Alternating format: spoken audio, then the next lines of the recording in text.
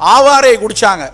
பெரும்பாலான வயக்காட்டில் இருக்கக்கூடிய கலர் நிலங்களில், வறண்ட நிலங்களில், கரிசல் பூமியில் மஞ்சள் கலரில் கொத்து கொத்தாக பூத்து நிற்கும்.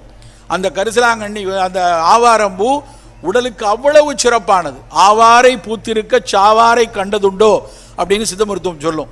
ஆவிரை கொன்றை நாவல் அலைகடல் முத்தம் கோஷ்டம் மேவிய மருதத்தோலும் மிருதிடரொக்க கொண்டு காவிரி நீரும் மற்றும் கடல் நீரும் மற்றும் தானே அப்படின்னு ஒரு பாட்டு இருக்கு. என்ன அர்த்தம் அப்படின்னா, ஆவார கஷாயத்தை நம்ம குடிச்சிட்டு இருந்தோம்னா காவிரி நீர் வத்தும். காவிரி நீருங்கிறது என்னது? இனிப்பு நீர். யூரினில் சர்க்கரை கலந்து போச்சு அப்படின்னா அது இனிப்பாக இருக்கும். கடல் நீர் எப்படி இருக்கும்? உப்பாக இருக்கும். யூரினில் நிறைய புரதம் கலந்து போச்சுன்னா அது ரொம்ப கூடுதல் உப்பு தண்ணியாக இருக்கும். அந்த ரெண்டுக்கும் நல்லது ஆவாரை கஷாயம் என்று அன்றைக்கு சொல்லியிருக்காங்க. இன்றைக்கு institute of basic medical science, தேசிய சித்த மருத்துவ நிறுவனம், மருத்துவ பல்கலைக்கழகங்கள் எல்லாம் ஆராய்ச்சி ஆவாரையை குடிங்கிறாங்க. நாம் குடிக்கிறது இல்லை.